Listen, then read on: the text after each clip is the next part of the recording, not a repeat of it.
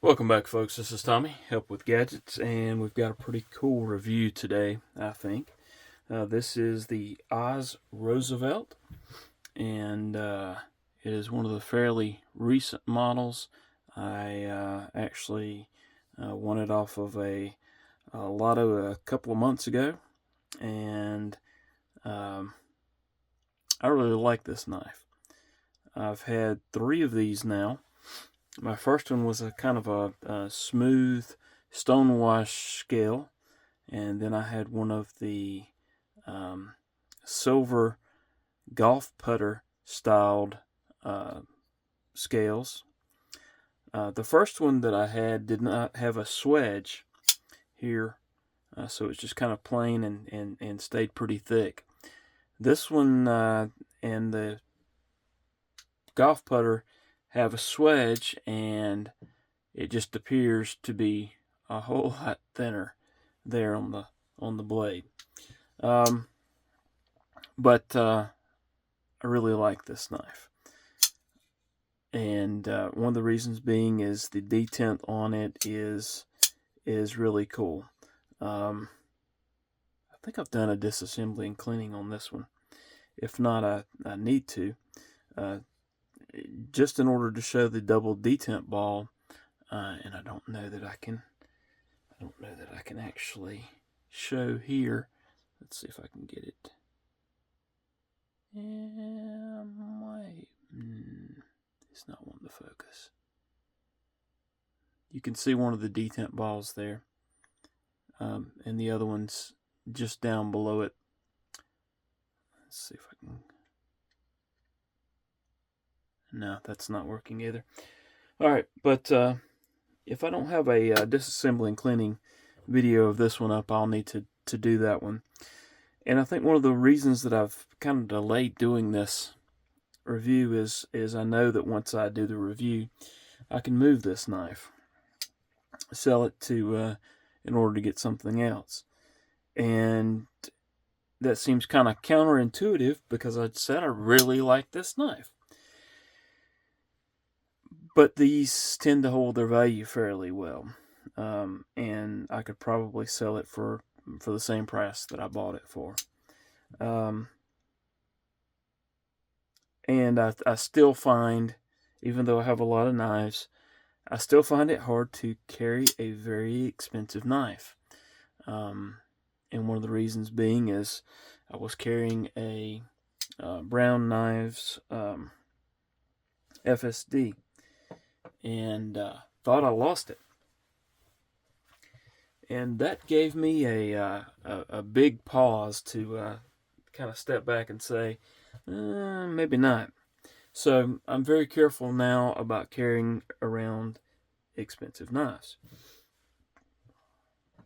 That being said, if I had unlimited funds, this knife would probably stay, and I would probably carry and use it because it's really that good. One of the things that I really like about this knife is there are very tight tolerances between the blade and the scales. Not only that, but these match up as well. I mean, there's a lot of thought that has gone into these knives. When you flick this knife open, reverse flick it, it's like you don't have to shift your your hand up or down to get it in a position to use it. And I'm not sure if what I'm saying is coming across good. Sometimes when you open a knife, you have to either move the knife up or down in your hand to get it to fit into the proper space. This one, for me, just seems to fall into that perfect spot. It's a very thin knife, and we'll do some size comparisons here in just a few minutes. But again, just the detail on these, and the milling, and even the anodization of certain parts. You can see here, even this screw is anodized, even though it's just that tip of the screw shows on the lock face. But, I mean, very good knife, in my opinion. It is a very attractive knife, flows well. I like the way that it's just a clean line across the top. The action is, I mean, it's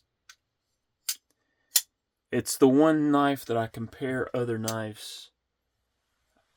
I compare other knives to this knife as far as the detent. And I have some others that are very good.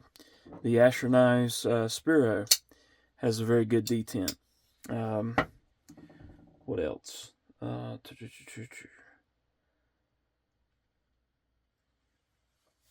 The Kaiser Militaw, very good. The Kaiser Sparrow, very good. But they're not at the same level as this, in my opinion. So that's some of the reasons that I really like this knife. All right, let's get into let's do some comparisons. Let's go ahead and put that Asher Knife Sparrow and a Demco 80 20.5. That 20.5 will be up for sale before too long. My nephew actually gave that one to me, or asked me to sell it for him, so that one will be up before too long. This is the Arnaud Bernard Amamba, and let's do that Militaw again. All right, so there's the size comparisons there. Let's get those out of the way. Let's do the American Blade Works Model 1 Warncliffe, and let's do the North Arm Sky High. Okay. Let us do a Kubi Tadius and a CGRB Feldspar.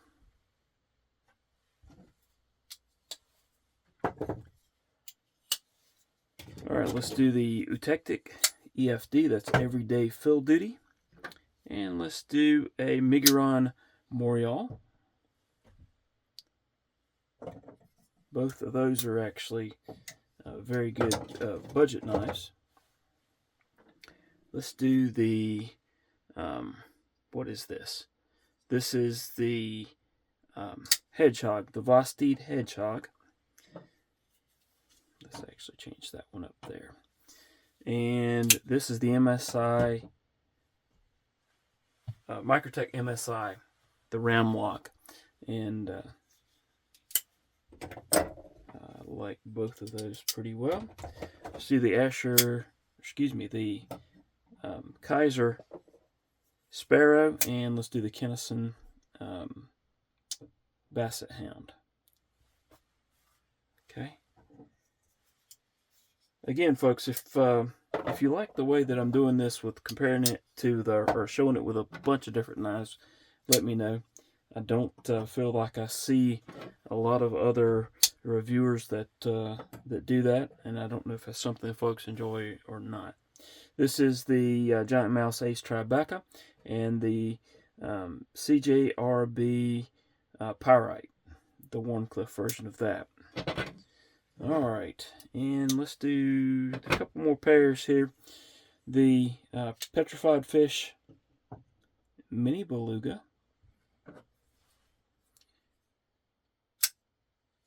And the QSP Penguin. I like the Mini Beluga. As you can see, it has kind of, sort of, some similarities as far as blade, the way the blade shape is. But, I mean, it's nowhere near the same. But I do see some comparisons there. And let's do the Orion Knives Cetus. And last but not least, let's put down the Kaiser Cyberblade. And as you can see, the Oz Machine Rosie is longer than the Kaiser Cyberblade.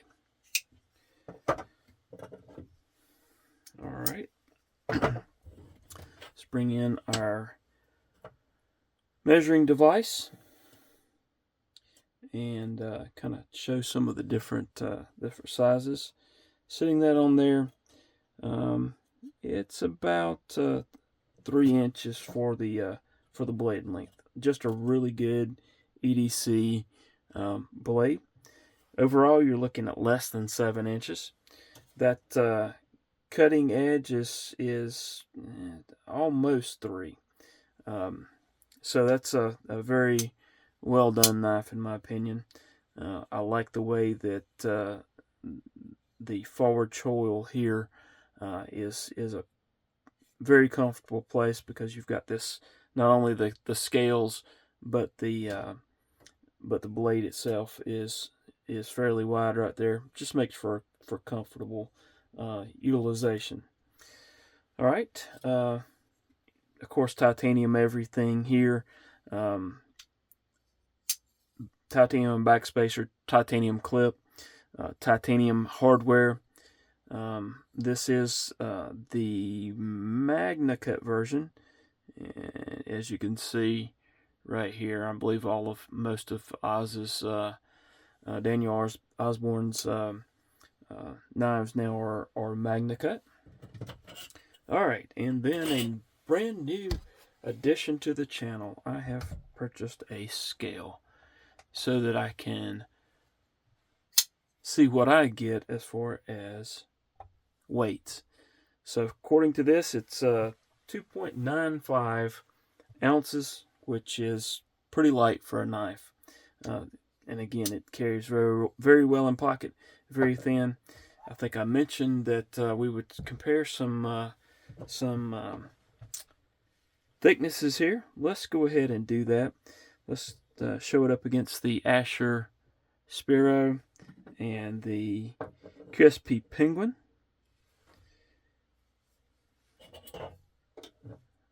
Let's try not to crash there.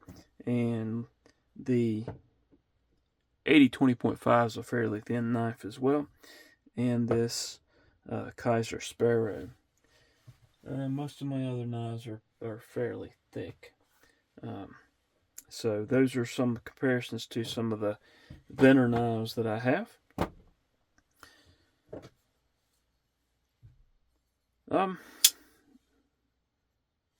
I don't know what else to say except that I really like this knife.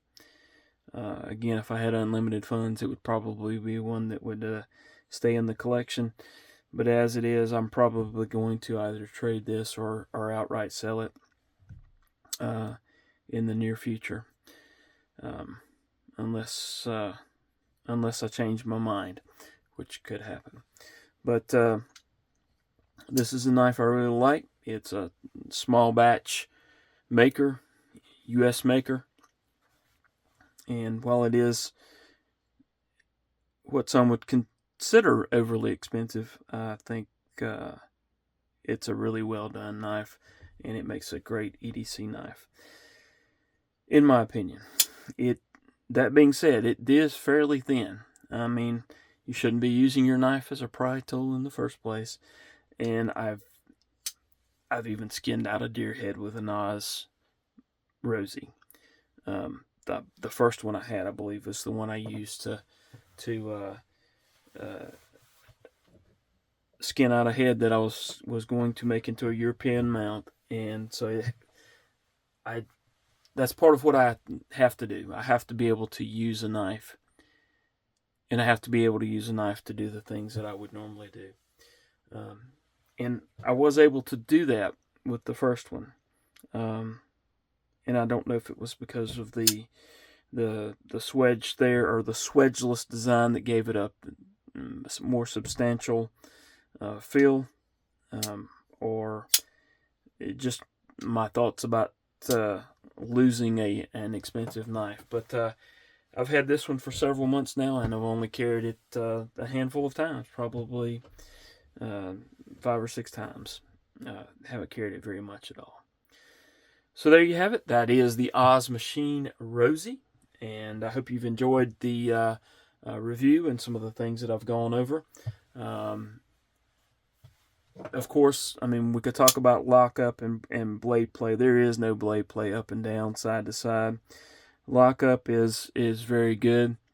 We talked about the blade finish. It's kind of or we didn't talk about the blade finish. It's kind of a stone wash, which I love. Makes for a great EDC type of a finish.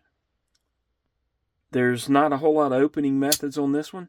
You can do the reverse flick. You can do the thumb hole opening. There is no lanyard hole in this particular model, and I'm fine with that. Some of the early on models did have that, if I'm not mistaken. This jimping at the top is very comfortable, very well done. So that's it. I mean, that's pretty much it as far as this review goes. Again, if you've enjoyed the video, please hit that like button, subscribe. If you haven't done so, leave a comment. I enjoy the comments. I learn things from the comments that I didn't know, and I always try to respond to those as soon as I can. But again, appreciate it. Thank y'all for watching. Hope to see you again soon.